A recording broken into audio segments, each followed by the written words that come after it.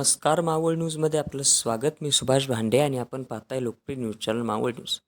बाळाभाऊ, मला तुम्हाला पुन्हा एकदा राज्याच्या विधानसभेच्या सभागृहात पाहायचं आहे, अशा प्रकारचं विधान करत मावळच्या राजकारणात एक वेगळीच हवा निर्माण केलेले राज्याचे ग्रामविकास मंत्री जयकुमार गोरे यांनी देहूरोडमधील भारतीय जनता पक्षाचा मेळावा चांगलाच गाजवला. त्याचप्रमाणे घड्याळ बंद करण्यासाठीच जयकुमार गोरे मावळमध्ये आले आहेत, अशा प्रकारचं राजकीय विधान राज्याचे माजी मंत्री संजय उर्फ बाळा भेगडे यांनीही देवरोड येथे केले. पाहूयात या दोन नेत्यांनी आपल्या भाषणामधून नेमके काय मुद्दे मांडले आणि ते कार्यकर्त्यांना संबोधित करताना नेमके काय म्हणाले. अशा थोर माणसांच्या या नगरीमध्ये आज भारतीय जनता पक्षाच्या कार्यालयाचा शुभारंभ होतोय. योगायोग आहे, वारीचं प्रस्थान झालं, आता वारी परत येते आणि या ठिकाणी आपल्या सगळ्या भारतीय जनता पक्षाच्या माझ्या सहकारी बांधवांचा जो स्वप्न आहे, जो उद्दिष्ट आहे की आम्हाला भारतीय जनता पक्षाच्या आमच्या सहकार्याला या देहू गावची सेवा करण्याची संधी मिळाली पाहिजे, हा खऱ्या अर्थानं आपल्या सगळ्यांचा उद्देश आहे, उद्दिष्ट आहे. आणि मला खात्री आहे भारतीय जनता पक्ष आदरणीय मुख्यमंत्री देवेंद्र फडणवीस साहेब विकसित महाराष्ट्राचा संकल्प घेऊन महाराष्ट्रामध्ये काम करतात आणि या विकसित महाराष्ट्राचा संकल्प करत असताना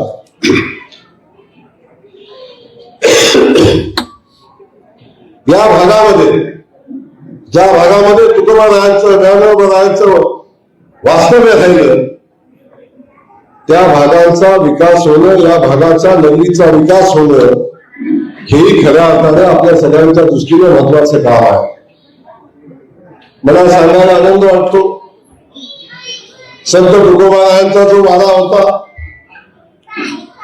त्या वारा समृद्ध करण्यासाठी, त्याचं पुनर्जीवन करण्यासाठी, तो विकसित करण्यासाठी आजपर्यंत कोणी किती लक्ष दिलं हा विषय वेगळा आहे, परंतु राज्याचे मुख्यमंत्री आदरणीय देवाभाऊंनी 34 कोटी रुपयाचा निधी या ठिकाणी दिला आहे आणि तुकोबारायांचा विचार अभंगवादी जिवंत ठेवण्याचं जे तुकोबारायांचं स्मारक आहे, तेही स्मारक जिवंत ठेवण्यासाठी महाराष्ट्र सरकारच्या वतीनं प्रयत्न या ठिकाणी होताना आपण सगळ्यांनी पाहतो. बोलता बोलता मगाशी मला सांगितलं की ज्या तुकोबारायांचे जे वारस आहेत त्यांच्याही पुनर्वसनाचा विषय या ठिकाणी आपण सगळ्यांनी मांडला. पण तुम्हाला मी मनापासून सांगेन, राज्याचे मुख्यमंत्री आदरणीय देवाभाऊ आहेत, एक व्यवस्था उभी करताना दुसऱ्या व्यवस्थेला कधी धक्का लागू येत नाही. त्यामुळे त्यांची व्यवस्था या निमित्तानं करण्यासाठी आवश्यक पावलं सरकार उचलेल, हा शब्द या निमित्ताने देतो. आपल्या सगळ्यांना या माहिती आहे, आज आपण सगळेजण भारतीय जनता पक्षाचे सहकारी कार्यकर्ते म्हणून या ठिकाणी आलो आणि भारतीय जनता पक्षाच्या माध्यमातून एक मजबूत भारत घडवण्याचा संकल्प माननीय मोदीजींच्या नेतृत्वाखाली आज आपण बघतो. आज देश सगळ्या बाजूने सगळ्या क्षेत्रामध्ये मजबूत होताना आपण सगळेजण पाहतो. आज देश जगामध्ये सगळ्यात मोठी 5वी अर्थव्यवस्था म्हणून आज देशामध्ये जगामध्ये पुढे आलेला आहे आणि आज ज्या पद्धतीने देश वेगाने पुढे जातोय, येणाऱ्या 1-2 वर्षामध्ये, 2-3 वर्षामध्ये जगातली सगळ्यात मोठी 3री अर्थव्यवस्था म्हणून देश आपल्या जगामध्ये पुढे येईल, अशा पद्धतीचा देश घडवण्याचा संकल्प करून मोदीजी काम करतायत. एक विकसित भारत घडवण्याचा संकल्प करून मोदीजी काम करतायत आणि त्यांच्याच विचाराचा आदर्श घेऊन राज्याचे मुख्यमंत्री आदरणीय देवाभाऊ विकसित महाराष्ट्राचं 2047चं विजन घेऊन आज काम करताना आपण सगळेजण पाहतो. शेतकऱ्यांचा विषय असला, सरकार सगळ्यात पुढे येते. शेतकऱ्यांच्या दृष्टिकोनातून आपण सातत्याने पाहिलं, आता कर्जमाफी असेल, सगळ्यात मोठी कर्जमाफी, अगोदरची माफी कर्जमाफी झाली, आता आमच्या शेतकरी बांधवांची कर्जमाफी झालेली आपण सगळेजण पाहतोय, त्याची सुरुवात झाली. पण देशातलं हे एकमेव सरकार आहे देशातलं एकमेव सरकार आहे की आता 3 वर्ष कुठलीही निवडणूक नाही. कर्जमाफी कधी होते, योजना कधी येतात, योजनेची अंमलबजावणी कधी होते, जेव्हा निवडणुका येतात तेव्हा त्याची अंमलबजावणी होते. आता कुठलीही निवडणूक नसताना जवळजवळ 40,000 कोटी रुपयाची कर्जमाफी करण्याचा निर्णय आपल्या देवाभाऊच्या सरकारने घेतला, हे आपण सातत्याने पाहतो. आमची लाडकी बहीण इथं बसले. अनेक लोक सांगतात की लाडक्या बहिणीच्या योजनेमुळे आमच्या राज्याचा विकास गाडा थांबतोय का काय, अशा पद्धतीच्या अनेक लोक शंका कुशंका घेत आहेत. परंतु लाडक्या बहिणीला माझं सांगणं आहे, तुमचा लाडका भाऊ देवाभाऊ राज्याचा मुख्यमंत्री आहे. आणि आजपर्यंतच्या इतिहासामध्ये बहिणीला दिल्या भावाला कधीच काही कमी पडलं नाही. जो भाव बहिणीला देतो तोच भाव समजून असतो, हे या निमित्ताने मी सांगितलं. आपण बघतोय सक्का भाऊ सुद्धा राखी पौर्णिमेला आपल्याकडे आला, तरी सुद्धा राखी बांधल्यावर ताटात 500 रुपये 100 रुपये टाकताना बायकोकडे 2-3 वेळा बघतोय, बायको मंडळीकडूनच खाली पडते. साडीचा जमाना गेलाय, साडी सहज आता मिळत नाही, बरोबर आहे का नाही? पण आमचा देवा भाऊ 1500 रुपये माझ्या बहिणीच्या अकाउंटला महिन्याला पाठवून बहिणीला स्वतःच्या पायावर उभा राहण्याचा प्रयत्न ताकद देण्याचं काम देवा भाऊ करतात. आमची बहीण बाजाराला गेली होती त्याला, तरी सुद्धा नवऱ्याकडून 100-200 रुपये मागून घ्यायची आणि नवरा 100 रुपये 200 रुपये देताना किती भाव खायचा तुम्ही बघितलं. बरं 200 रुपये नेलं तरी सुद्धा मागा वेळेला हिशोब काय काय आणलं सांग, किती राहिलं सांग, कुठं घालून सांग. तोच गडी सकाळी उठल्या उठल्या म्हणतोय तुझ्या अकाउंटला काही शिल्लक आहेत का नाही. हा सन्मान आमच्या बहिणीला आमच्या देवाभाऊनी दिला, लक्षात असू द्या. ही ताकद आमच्या देवाभाऊन आमच्या बहिणीच्या पाठीशी उभी केली. प्रत्येक गोष्टीने आपण पहा, आता आमच्या मोदीजींनी महिला भगिनींना आमदार आणि खासदार करण्याचा निर्णय घेतला. 33% आरक्षण आमच्या बहिणीला दिलं. 3300 मधल्या 33 महिला आमदार झाल्या पाहिजे, ही भूमिका मोदीजींनी घेतली. पण आपल्या सगळ्यांना माहिती आहे, ज्या पक्षाचे अध्यक्षांनी जो पक्ष आमच्या महिला चालवतात त्यांनी सुद्धा महिला आरक्षणाला विरोध केला, मोदीजींच्या महिला सक्षमीकरणाला विरोध केला, हे आपल्या सगळ्यांना माहिती आहे. पण मोदीजींनी संकल्प केलाय, आता आमच्या बहिणीला आरक्षण दिल्याशिवाय थांबायचं नाही. म्हणून अनेक व्यवस्था, अनेक सरकारवर टीका करण्याचा, सरकार लढवण्याचं काम केलं जाते. सगळ्यात मार्ग निघेल हे या निमित्ताने आपल्याला सांगतो. शेतकरी बांधवांच्या वीज माफीचा विषय असेल, आजपर्यंत इतिहासात कधीही कुठल्याही सरकारनं शेतकऱ्यांच्या विजेची माफी केली नव्हती. आमच्या देवाभाऊच्या सरकारनं 5 वर्षासाठी शेतकऱ्यांचं वीज बिल माफ केलं. कर्जमाफी, वीज माफी, शेतकऱ्यांना मदत करण्याचा निर्णय असेल, घरकुलाचा निर्णय असेल, प्रधानमंत्री आवास योजनेचा असेल, या सगळ्या व्यवस्था उभ्या करून समाजातल्या प्रत्येक घटकाला स्वतःच्या पायावर उभ्या करण्याचे काम आज भारतीय जनता पक्षाच्या माध्यमातून होताना बघतोय आपण. एवढे मोठे हायवे होतात, आज हायवे बघता, पालखी मार्ग बघता, हे मेट्रो बघता, हे सगळं आजपर्यंत काय झालं नाही. अनेक लोक सांगतात की आम्ही या सगळ्या गोष्टी केल्या. हो, तुम्हाला देशामध्ये जनतेनं 40-50 वर्ष सत्ता दिली, तेव्हा 19-20 केलं, आम्ही कुठं राहिलो होतो. देशाला खऱ्या अर्थानं प्रगतीपथावर नेण्याचं काम कधी झालं असेल तर ते मोदीजींच्या नेतृत्वाखाली होताना आपण बघतोय. आज देश देवेंद्रजींच्या नेतृत्वाखाली महाराष्ट्र विकसित महाराष्ट्रात आपण बघतोय. हे कसं आळंदीचा विकास असेल, अनेक सरकारं झाली का कुणाला सुचलं नाही आळंदीचा विकास करायचा. अनेक सरकार आली का कुणाला वाटलं नाही तुकोबारायांच्या नगरीचा विकास झाला पाहिजे, तुकोबारायांच्या वाड्याचा आपण बघितलं असेल त्याचा विकास झाला पाहिजे, हे का कधी नाही कुणाला वाटलं. आज आपण बघतो वारी घेऊन जातो,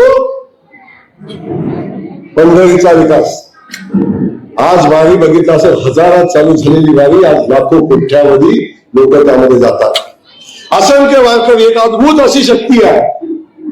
देव आहे का विचारणाऱ्या लोकांना जर कुठं देव पाहायचा असेल तर खऱ्या अर्थानं तुकोबारायांच्या वारीमध्ये आलं पाहिजे, नरोबा माऊलींच्या वारीमध्ये आलं पाहिजे. त्याला देव कुठं आहे ते करायला.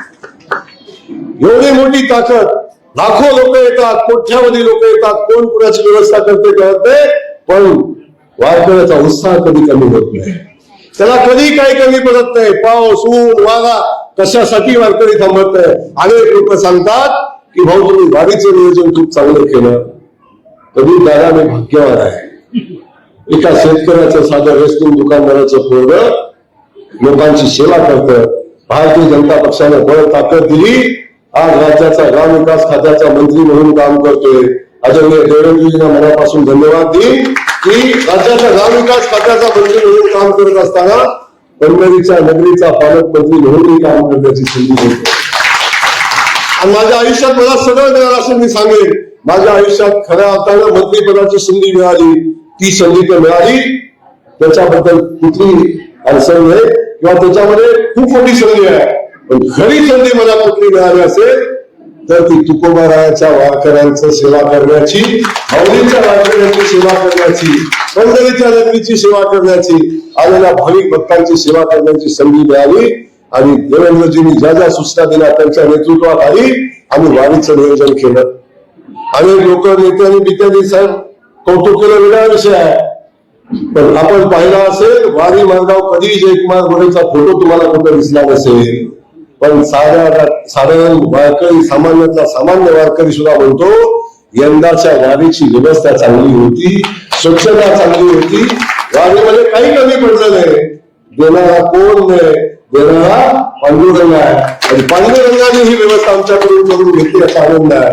त्या पांडुरंगाच्या नगरीमध्ये आपण बघितलं कोट्यावधी भाविक येतात. वारी मार्गामध्ये जाताना दर्शन घेऊन जातात. तुकोबारायांचं दर्शन घेतात, माऊलींचं घेतात, मुक्ताईचं घेतात, संत सोपान काकांचं घेतात. सगळ्यांचं दर्शन घेऊन जाणारा वर्ग सुद्धा कोट्यावधी आहे, कोट्यावधी आहे. पंढरीच्या नगरीमध्ये एका दिवशी 32 लाख भाविक पोहोचले. तर एकाही भाविकाला कुठली सुविधा मिळाली नाही असं घडलं नाही. हे देवाभाऊच्या सरकारमध्ये त्याच देवाभाऊनी आता पंढरीच्या नगरीचा विकास करण्याचा निर्णय घेतलाय, कॉरिडॉर करण्याचा निर्णय घेतलाय. काशी विश्वेश्वराला जावा आपण, तो कॉरिडॉर उभा राहिला. आज उज्जैनला जावा, त्या ठिकाणी महाकालीचं मंदिर असेल किंवा तो कॉरिडॉर आपण बघा. आज बघतो आपण राम मंदिराचा विषय, आज राम मंदिर कसं उभं राहिले तो विषय घ्या. ही सगळ्या मंदिराचा जीर्णोद्धार जेव्हा आपण सगळ्यांनी बघितलं, अहिल्या देवीने केला होता त्या कालखंडामध्ये. आणि त्या अहिल्याने जेव्हा इंग्रजांनी आपलं काय मोगलांनी जेव्हा आपली सगळी हिंदूंची देवस्थानं उद्ध्वस्त केली, तेव्हा त्या सगळ्या देवस्थानाचं पुनरुज्जीवन करण्याचं काम अहिल्या देवीने केलं. आणि त्यानंतर कुणी केलं असेल तर ते आमच्या मोदीजींनी केलं, ते देवाभाऊंनी केलं. ते सगळे साक्षीदार आपण या सगळ्या घटनांचे. आज मला या ठिकाणी या पवित्र नगरीमध्ये आल्यानंतर सांगायचंय, याही नगरीचा विकास करण्याचा संकल्प आपण करूया. ही तुकोबारायांची नगरी आहे, ही पुण्यभूमी आहे, संतांचं परस्पर्शानं पावन झालेली भूमी आहे. आणि या भूमीमध्ये पाणी नाही असं कसं काय होऊ शकतं? पंडितदारा, या भूमीतल्या महिला भगिनी सांगतात लाईटची चांगली व्यवस्था नाही, असं कसं घडू शकतं? माझं आपल्याला सांगणं आहे, या राज्याला पुढे घेऊन जात असताना या सगळ्या पायाभूत सुविधा उभ्या करायच्या असतील, ताकदीने आपल्या भागाचा विकास करायचा असेल तर ती क्षमता फक्त भारतीय जनता पक्षावर, ती क्षमता देवाभाऊच्या नेतृत्वामध्ये आहे. आणि म्हणून माझी आपल्याला विनंती आहे, आपण ताकदीने भारतीय जनता पक्षाच्या पाठीशी उभे राहावा. माझी सगळ्या सहकार्यांना विनंती आहे, आपण जनतेमध्ये जावा, लोकांमध्ये जावा. लोकांच्या अख्ख्या देशातल्या लोकांनी आपल्यावर विश्वास ठेवला आहे. आता या तुकोबारायांच्या नगरीतल्या लोकांनी आपल्यावर विश्वास ठेवला पाहिजे. अशा पद्धतीचं काम आपण हातामध्ये घ्या. मी शब्द देतो तुम्हाला, देवाभाऊ या नगरीला काही कमी पडू देणार नाही. आणि या तुकोबारायाच्या नगरीमधल्या सरकारमधला वकील म्हणून काय काम करण्याची जबाबदारी हा जयकुमार गोरे दादाला घेऊन जातो. जे जे लागेल या भागासाठी, जे जे लागेल या भूमीसाठी, ते सगळं आपण उभं करू. ताकदीनं या शहराचा विकास आपण करू, हे सांगण्यासाठी आज या ठिकाणी खऱ्या अर्थानं आज आपण सगळेजण बघताय, भारतीय जनता पक्षाच्या कार्यकर्त्यांनी आपलं ऑफिस चालू केले. पण ऑफिसच चालू केलं नाही, अँब्युलन्स पण नाही. ही लोकसेवा आहे. अँब्युलन्सच्या माध्यमातून लोकांचा जीव वाचला पाहिजे, ही भूमिका आहे.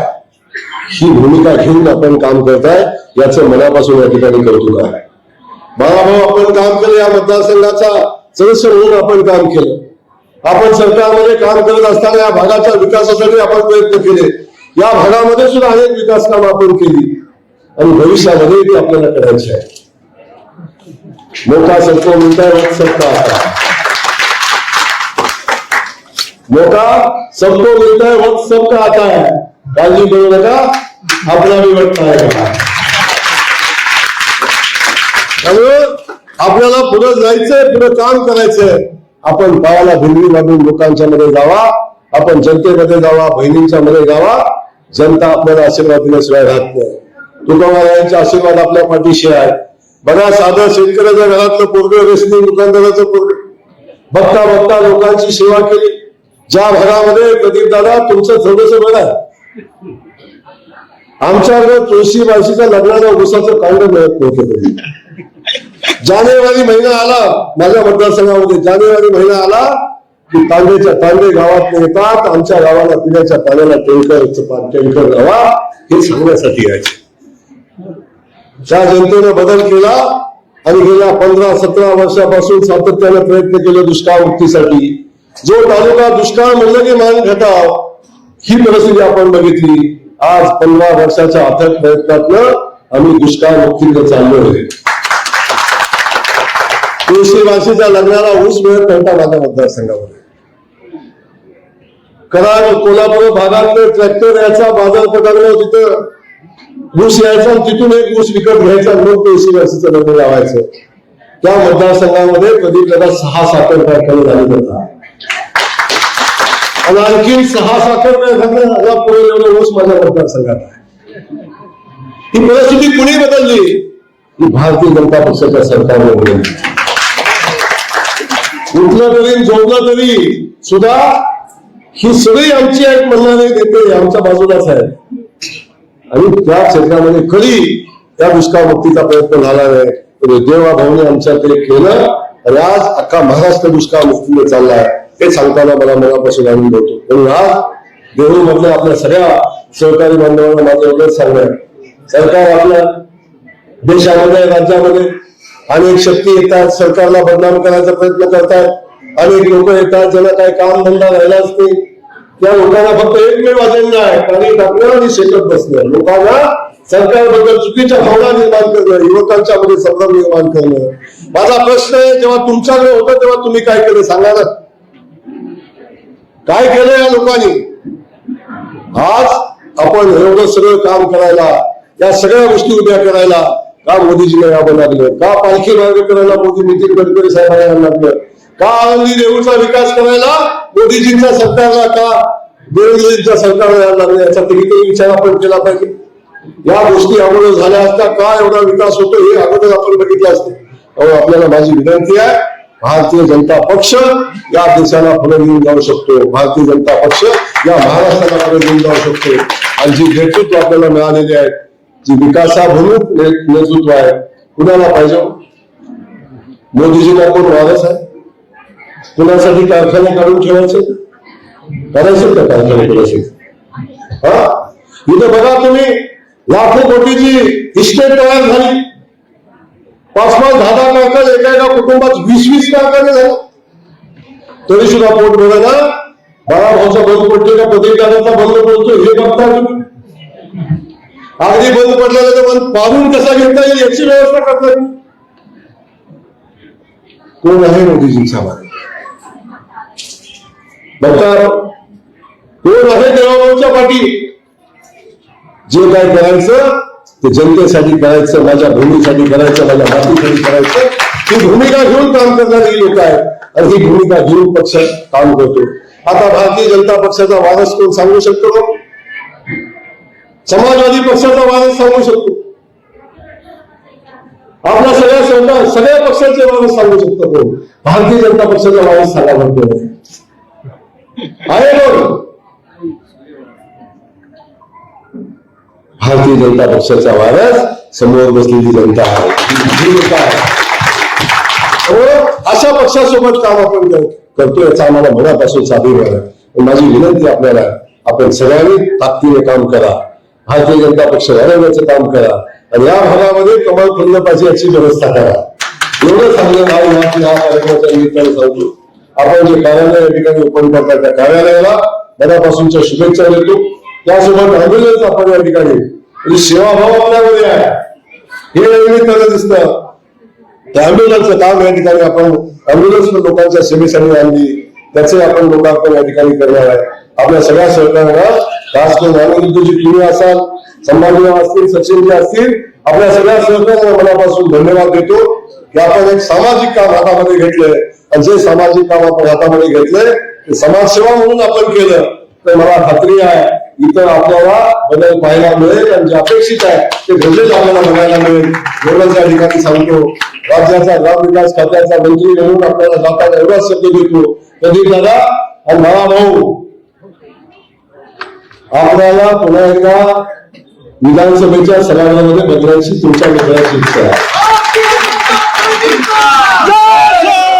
प्रदीप दादा तुम्ही पण आमचे कुटुंबाचे मित्र आहात आणि आमचा मित्र आमच्या सोबत असेल आमची सातत्याची भावना आहे. आधीच माझ्या ऐकलं असतं तर आता सगळं बाकी मला कमी कळतं पण राजकारणाचा थोडा सेन्स बरा आहे. माझी विनंती आहे आपण ताकदीने काम करा.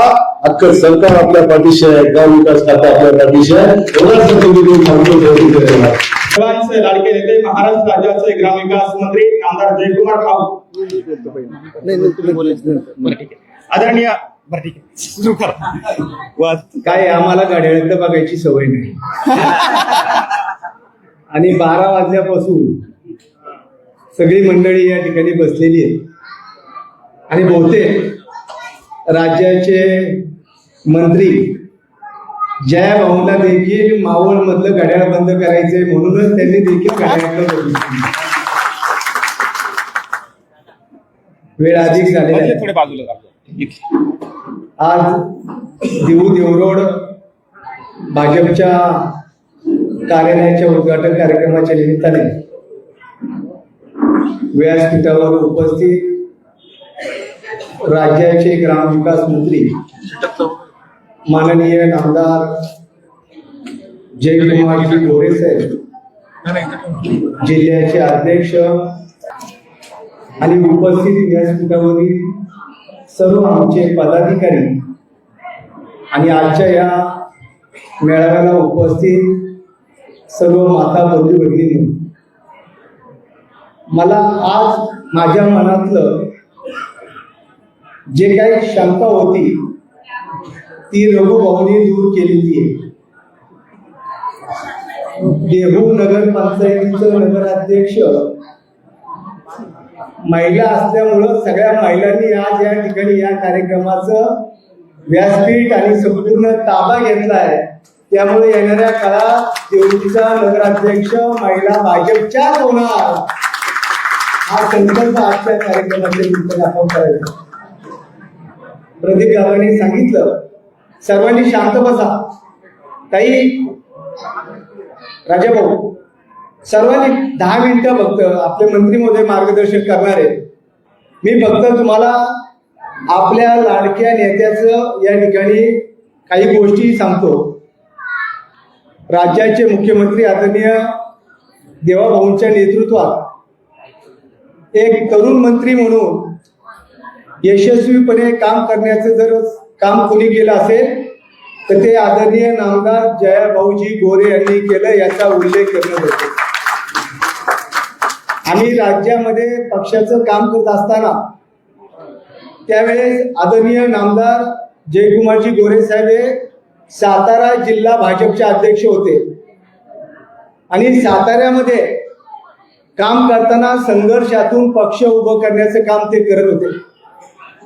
ग्रामीण भागातल्या शेवटच्या गावापर्यंत दिवस रात्र प्रवास करून त्यांनी सातारा जिल्हा आज राज्यामध्ये भारतीय जनता पक्षाचा 1 नंबरचा जिल्हा करण्याचं काम त्यांनी त्या ठिकाणी केलं याचा उल्लेख होणं गरजेचं आहे. सातारा जिल्हा परिषदेची निवडणूक राज्यामध्ये गाजली ती आपण सर्वांनी पाहिली. सोलापूरचे पालकमंत्री म्हणून स्थानिक स्वराज्य संस्थांच्या विधान परिषदेच्या निवडणुकीमध्ये बार्शीचे राजाभाऊ राऊत यांच्या पाठीशी खंबीरपणे उभं राहून एकाच वेळेस साताऱ्याची निवडणूक आणि दुसऱ्या त्या ठिकाणी सोलापूरची निवडणूक दिवस रात्र फक्त माझ्या संघटनेचा कार्यकर्ता मोठा झाला पाहिजे या विचाराने ज्यांनी काम केलं आणि त्या ठिकाणी दोन्ही आमदार धैर्यशीलजी कदम आणि आमदार राजाभाऊ राऊत यांना निवडून आणण्याचं खरं काम आदरणीय जयकुमारजी गोरे साहेबांनी केलं. खरं तर वारी हे आपल्या महाराष्ट्राची खऱ्या अर्थाने खूप मोठं वैभव आहे. जगातला अद्भुत सोहळा, ज्या सोहळ्याने यावर्षी यापूर्वीचे सगळे रेकॉर्ड त्या ठिकाणी ब्रेक केले आणि जगद्गुरु संत तुकाराम महाराजांची पालखी दिवते पंढरपूर, संत शिरोमणी ज्ञानेश्वर माऊलींची पालखी आळंदी ते पंढरपूर, त्याचबरोबर संत जनाबाई असेल, संत मुक्ताबाई असेल, संत सोपान काका असेल, या सर्व संतांच्या पालखींचं नियोजन करत असताना एकच मिनिट शांत बसायचे, एवढीचा आवाज आला नाही पाहिजे. तुम्हाला सगळ्यांना आश्चर्य वाटेल, यावेळेस परमात्मा पांडुरंगाच्या भेटीच्या निमित्ताने आषाढी एकादशीला पंढरपूरमध्ये 40 लाखाच्या संख्येने भाविक भक्तांनी दर्शन केलं आणि त्यांचं संपूर्ण नियोजन आदरणीय जयाभाऊ गोरे यांनी केलं. हॉस्पिटलमध्ये ऍडमिट होते, आपण बघितलं असेल, हाताला त्या ठिकाणी सलाईनची त्या ठिकाणी नळी लावलेली होती, परंतु माझ्या भाविक भक्ताची संपूर्ण सेवा झाली पाहिजे.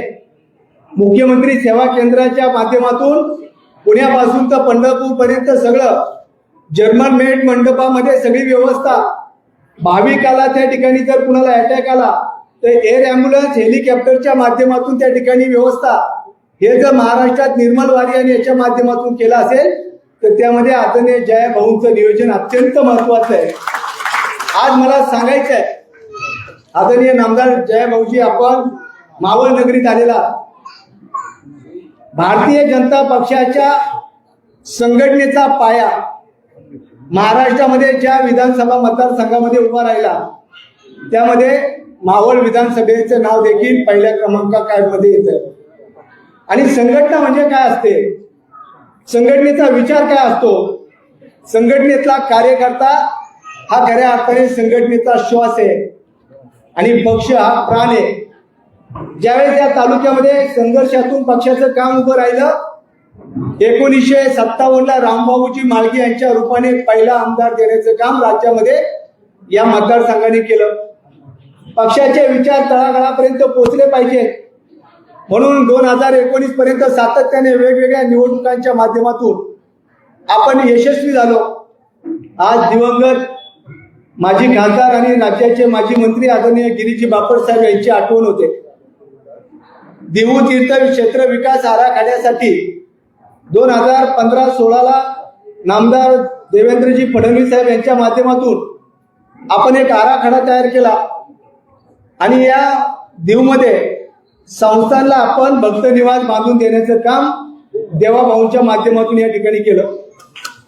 मी राज्याचा मंत्री असताना पवित्र अशा इंद्रायणी नदीच्या नदी सुधार प्रकल्पासाठी PMRDAच्या माध्यमातून सर्वेक्षण केलं.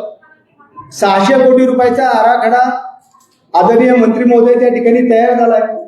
राज्य सरकारचे 60% आणि केंद्र सरकारचे 40% असे त्या ठिकाणी 600 कोटी रुपयामध्ये या कामाचं अंतिम टप्प्यामध्ये प्रस्ताव त्या ठिकाणी केंद्रीय पातळीवर आहे. आपण राज्याचे एक जबाबदार नेते आणि मंत्री आहात.